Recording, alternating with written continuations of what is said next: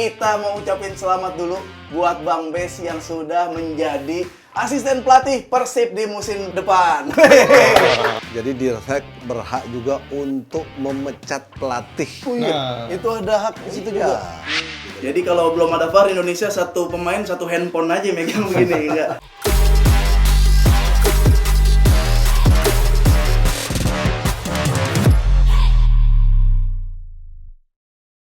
Balik lagi di Kick and Runs. Masih di Run Sportainment bareng gua Afif Safi dan komentator-komentator kesayangan kita ada Bung Supri dan Bang Bes. Kali ini kita beralih ke dalam negeri karena ada berita yang sangat hangat banget ini bahwa ada posisi Dirtek Timnas. Nah, akan diisi dengan orang Jepang. Pokoknya ada beberapa kandidat, salah satunya kandidat dari Jepang. Nah, seperti apa sih Dirtek itu fungsi dan ngapain aja, berapa persen pengaruhnya terhadap sepak bola Indonesia. Nanti kita akan bahas Dirtek. Sebelum kita ke Dirtek, kita mau ucapin selamat dulu buat Bang Bes yang sudah menjadi asisten pelatih Persib di musim depan.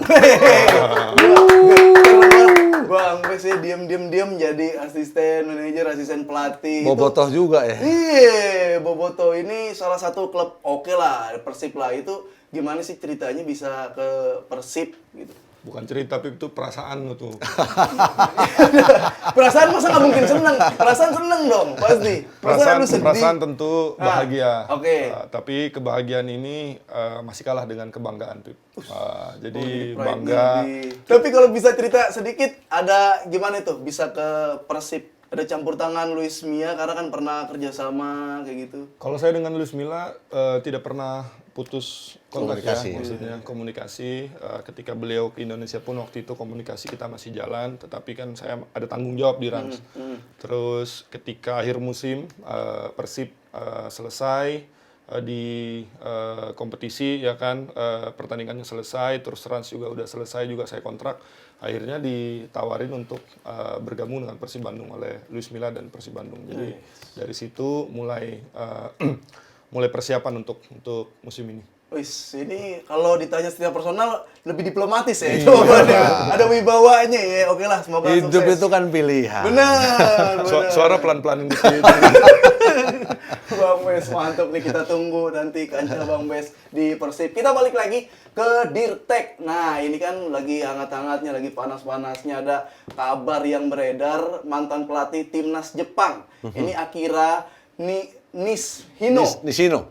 Akira Nishino ini akan mengisi posisi Dirtek Timnas Indonesia. Nah, sebelum kita bahas mantan pelatih Jepang tersebut, mungkin banyak yang belum tahu juga nih apa bedanya Dirtek Football, Dirtek di klub atau Dirtek di timnas. Itu fungsinya apa gitu kan, berapa persen pengaruh buat sepak bola Indonesia? Iya, kalau berbicara Dirtek di tim nasional di satu federasi memang sangat penting ya. Bagaimana orang yang ditunjuk sebagai Dirtek itu satu harus paham terkait teknis, kemudian juga paham dengan permasalahan yang ada, membangun filosofi. Kemudian juga roadmap juga sangat penting ya. Walaupun Indonesia udah punya Villanesia ya di eranya Om Danur, Coach Danur bersama Luis Milla ketika itu. Kemudian mencetak banyak pelatih karena SDM itu sangat penting. Kemudian yang menarik lagi adalah bagaimana pengembangan youth development. Karena tanpa pengembangan youth development dengan controlling seorang Dirtek memang sangat sulit untuk bisa membangun tim nasional yang kuat. Ada pilar penting yang harus dimaksimalkan untuk kondisi sepak bola Indonesia. Satu, infrastruktur. Itu sangat penting. Bagaimana pemain bisa passing kalau lapangannya tidak sesuai. Iya, kemudian juga kompetisi. Kemudian dari kompetisi akan berdampak pada tim nasional yang kuat. Dan yang lebih penting adalah kita harus banyak mencetak pelatih-pelatih handal yang memiliki knowledge ya untuk bisa mengembangkan fondasi pemain-pemain muda kita. Bisa berbicara banyak di internasional. Oke, berarti lo ada tambahan nggak Bang Bes? Tadi kan harus membangun kayak ada pedoman kayak gitulah ke Villanesia seperti itu. Atau latar belakangnya nih, latar belakang yang cocok posisi Dirtek tuh orang-orang yang kayak apa sih? Kalau kita bahas technical director atau Dirtek itu orang yang bertanggung jawab atas aspek teknikal di federasi, Pip. Aspek teknikal itu udah banyak, tadi Om Supri udah bahas. Salah satunya adalah kompetisi, pengembangan usia muda, dan tugasnya Dirtek ini adalah mengawasi, Pip. Berjalan atau enggak, controlling. dan akhirnya terakhir adalah assessment atau penilaian, Ya. layak atau nggak dilanjutkan program ini. Jadi seorang dirtek itu tugasnya tidak kalah penting dengan pelatih timnas, tidak kalah penting juga dengan ketua federasi. Salah satu pilar yang sangat penting juga di dalam federasi. Federasi yang bagus, sepak bola yang bagus harus punya dirtek yang bagus juga. Nah, dirtek yang bagus menurut saya harus punya dua hal. Yang pertama adalah dia harus punya visi. Yes. Ya, kedua dia harus punya koneksi. Network ya. Network. Visi apa, Pip? Jadi nggak asal dia bilang bahwa kita harus masuk Piala Dunia, kita harus juara ini, juara itu. Itu nggak penting, Pip. Yang penting adalah bagaimana kita menuju ke sana. Apa yang harus dilakukan, apa yang harus dibenahi. Dirtek yang bagus tahu apa yang harus dilakukan. Salah satu contohnya waktu itu tadi udah dibahas, Om Danur Windo, dia mungkin berpikir bahwa Indonesia problemnya adalah tidak ada cara bermain yang jelas atau yang pakem. Atau ketika kita di daerah, kita balik ke daerah, kita mau ngelatih anak-anak, kita nggak tahu mau ngelatihnya apa. Oke, lu main gaya Barcelona. Yang kayak gimana, Coach? Ya kayak Barcelona lah pokoknya gitu kan. Nah, itu kan kayaknya filosofi zaman dulu kayak begitu. Atau lu main kayak MU yang mana? Pokoknya MU lah. Nah, ya kan. Nah, ketika Om Danur jadi dirtek, dia punya ide namanya Villanesia, filosofi sepak bola Indonesia. Cara bermain yang sederhana, ada bukunya, ada PDF-nya, 4-3-3, build up dari bawah, counter press, Om ya, dan lain-lain. Itu salah satu contoh kemajuan yang dialami oleh Indonesia ketika dipimpin oleh Om Danur Windo. Nah, itu tadi visi. Sekarang koneksi. Koneksi juga penting, Vip. Karena contohnya, Vietnam dia pakai orang Jepang sebagai dirtek. Thailand dia pakai orang Spanyol. Kenapa dia nggak pakai orang lokal kira-kira? Karena dia butuh koneksi. Dia butuh dekat dengan sepak bola internasional. Karena tujuan kita adalah kita supaya nggak ketinggalan dengan dunia internasional. Sepak bola tuh berubah terus. Kalau kita masih tinggal di 2010, mungkin kita akan berpikir bahwa tiki taka adalah yang paling bagus segala macam. Kita harus main tiki taka segala macam. Padahal ketika kita udah tinggal di 2014, itu udah Jerman. Jerman main. Ketika kita hidup di 2018, udah Mbappe, styling play, direct forward. Terus kita di 2022 kemarin si Argentina juara, beda lagi gaya mainnya. Jadi seorang dirtek dia harus punya koneksi, Pip. Dia harus dekat dengan paling tidak minimal kalau nggak AFC atau UEFA, FIFA. Ya kan, biar nggak ketinggalan update-updatean dari peraturan baru, terus teknologi, kayak misalnya VAR. VAR kan mungkin salah satu alasan kenapa VAR terlambat datang ke Indonesia juga mungkin karena ya kita informasinya mungkin datangnya juga terlambat. Kan Thailand kita tahu Om ya lebih dulu kan di Liga Thailand, walaupun masih versi Thailand VAR-nya, tapi paling nggak dia udah mulai. Jadi menurut gua dua hal itu yang harus dipunyai siapapun kandidatnya, mau itu lokal, interlokal, internasional, harus punya visi yang bagus, yang jelas, apa kira-kira yang dibutuhkan Indonesia, terus kedua, koneksi. Koneksi. Kemudian satu lagi ya, jadi dirtek berhak juga untuk memecat pelatih. Itu ada hak di situ juga. Cuman pertanyaannya berani tidak dia tuh memecat pelatih? Nah, nambahin apa yang dibilang Om Supri, seorang dirtek itu juga harus netral. Yes. Jadi dia tidak berpihak 100% kepada federasi, tetapi tidak juga berpihak 100% kepada pelatih. Misalnya ada hubungan personal, dia harus berpihaknya pada siapa? Pada sepak bola. Kira-kira ada hasil nggak dia selama ini ngelatih di, misalnya, Indonesia? Ada nggak efeknya kepada Indonesia? Atau misalnya Indonesia punya gaya main seperti ini, merekrut pelatih berikutnya untuk usia muda atau untuk senior, kira-kira cocok nggak dengan filosofi kita segala macam. Jadi salah satu tugas dirtek yaitu memilih pelatih, memberhentikan atau memberikan rekomendasi itu. Jadi peran dirtek nggak bisa main-main. Dan yang lebih penting adalah controlling ya dari semua tim nasional ya. Oke, ini kita lihat karir kepelatihan yang calon kandidat terkuat dirtek ya di timnas, Akira Nishino. Ini dia pernah menjabat sebagai kepala pelatih Thailand ya. Ya, walaupun gagal ya. Dia gagal di situ ya. Di Jepang juga dia jadi dirtek juga di Jepang. Terus banyak lagi lah, ini bisa lihat di layar. Kalau kita lihat juga berarti negara-negara terbesar di Asia Tenggara itu dirteknya bukan orang lokal ya tadi ya. Vietnam juga orang Jepang. Nanti bisa dicek, Thailand itu Charles Romansa namanya, orang Spanyol, lama di La Masia, Pip. Terus di PSG juga pernah jadi direktur akademinya. Nah ini mungkin Thailand dia punya gambaran ingin minimal meniru lah gaya bermain Spanyol, bermain pendek apa segala macam. Terus dia datangkan dirteknya. Dan ini terbukti, kita lihat sepak bola Thailand walaupun kemarin kalah di SEA Games, tetapi secara keseluruhan mereka sudah cukup maju dari segi liga, pembinaan, bahkan timnas seniornya juara AFF udah berapa kali. Piala Dunia walaupun dia belum lolos sampai ke Piala Dunia, tetapi mereka sudah nyaris-nyaris gitu loh. Udah lolos ke tahap akhir tapi akhirnya kalah, tetapi kan paling nggak ada sedikit step up. Belum lagi pemain-pemainnya yang main di luar negeri itu bukan pemain yang sekedar main di luar terus atau misalnya latihan, tetapi benar-benar main. Supacok, Canatip, dulu ada Teraton Terasil, betul. terus ada Titipan, dan ini pasti berkat dari Dirteknya juga yang punya koneksi, terus pembinaan usia muda, makanya pemain-pemain muda Thailand tuh dipercaya di dunia. Iya, apalagi kan jam terbang, menit bermain itu kan penting sekali ya. Makanya para pemain Thailand bisa dikatakan di eranya Canat itu memang bisa dikatakan generasi emas di sana ya. Ya, ini kalau kita lihat sedikit kerjasama antara sepak bola Indonesia dan Jepang, ini lumayan cukup banyak ya. PSSI bekerja sama dengan JFA, bekerja sama mengembangkan sepak bola Indonesia. Itu juga udah ada surat perjanjian kerjasama yang udah ditandatangani oleh Ketum PSSI, Pak Erick Thohir, Presiden JFA juga, Tashima Kojo, Senin kemarin.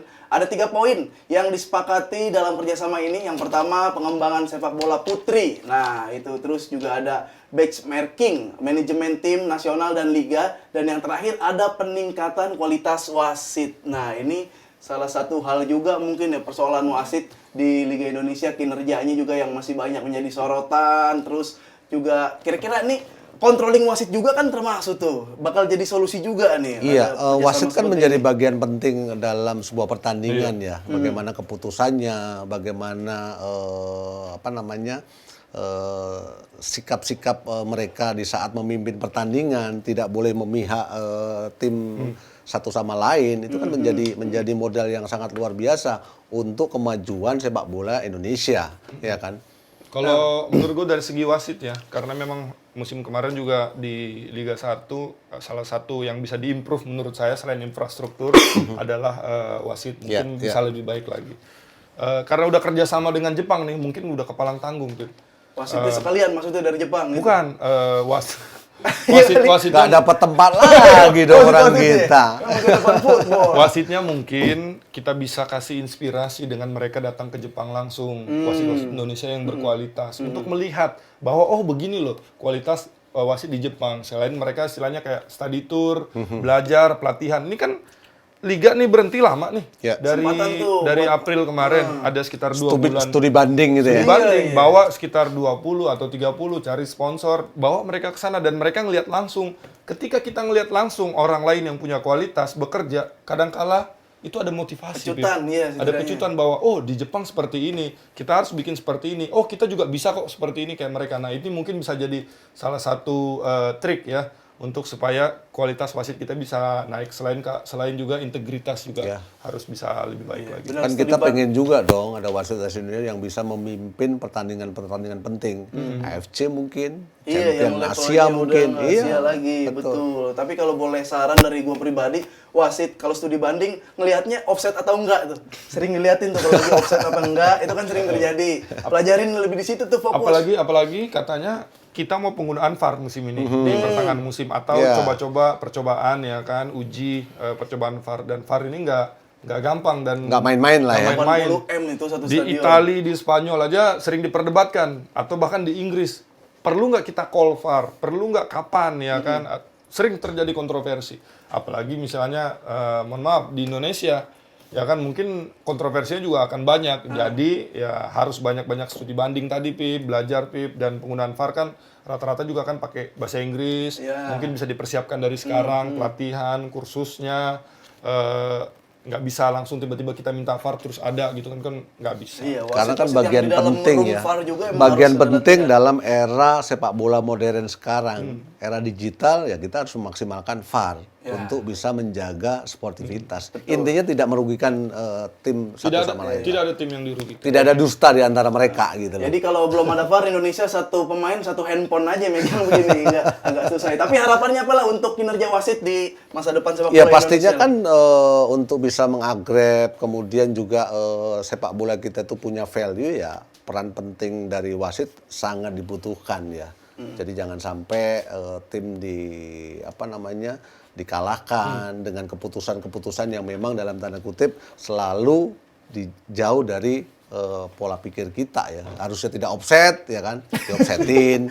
yang harusnya penalti nggak penalti kan, kadang-kadang kan dibolak-balik keputusannya gitu. Musim lalu ngerasain bener, apalagi di awal-awal musim 8-10 pertandingan pertama bersama Rans musim lalu itu berat sekali. Ada satu tim yang meraih kemenangan kalau dihitung penaltinya banyak banget gitu. Oh, ada ya? Ada. Siapa Ya kan, tahu karena tim wasitnya kita mungkin memimpinnya kurang bagus, mungkin wasitnya sedang hilaf ya kan. Kan manusia bisa salah, Pip. Masuk angin, ya kan. Tetapi di wasit-wasit mungkin ada wasit yang kurang bagus, menurut kita tidak cukup profesional, tetapi ada juga yang bagus. Nah, yang bagus ini kita harus pelihara. Nah, ibarat apel dalam satu keranjang, jangan kita campur. Nah, yang bagus ini kita pisah. Nah, itu tadi Pip, studi tour lagi, balik lagi ke studi tour. Mungkin yang bagus kita kasih apresiasi lebih, kita kasih hadiah dalam bentuk misalnya pendidikan. Pendidikan supaya mereka bisa dapat lisensi AFC, lisensi FIFA. Kan bangga ketika mereka udah punya lisensi tinggi, mungkin integritas itu juga akan naik. Terus juga kepercayaan diri itu juga akan naik. Dan akhirnya ujung-ujungnya bisa memimpin pertandingan lebih bagus lagi. Kan Singapura aja kalau nggak salah atau Malaysia udah pernah jadi asisten wasit di Piala Dunia, Om ya. Nah, Indonesia ya kita nggak mau bilang nggak mungkin susah. Kenapa mereka bisa kita nggak bisa ya kan? Kita juga harus berpikir ke situ, dan inilah tugas dari salah satunya dari ketua PSSI, tugas juga dari Dirtek. Balik lagi ke nomor 2 tadi, Pip, koneksi. Iya, dia harus punya koneksi supaya bisa mempromosikan wasit-wasit yang berbakat. Gue percaya kok orang Indonesia tuh pintar-pintar, punya integritas, tetapi ya harus disupport juga, harus dikasih kepercayaan diri. Nggak bisa kita cengin terus istilahnya, atau kita anggap pandang sebelah mata. Iya, mantep nih Bang Bes ya, udah makin mantep aja. Berarti kalau tadi yang terbaik yang dipilih buat studi banding lagi, dipilih diapresiasi, sekolah. Sekolah lagi, yang nggak terbaiknya di mana? Ya mungkin ada seperti di sepak bola ya, ada promosi degradasi.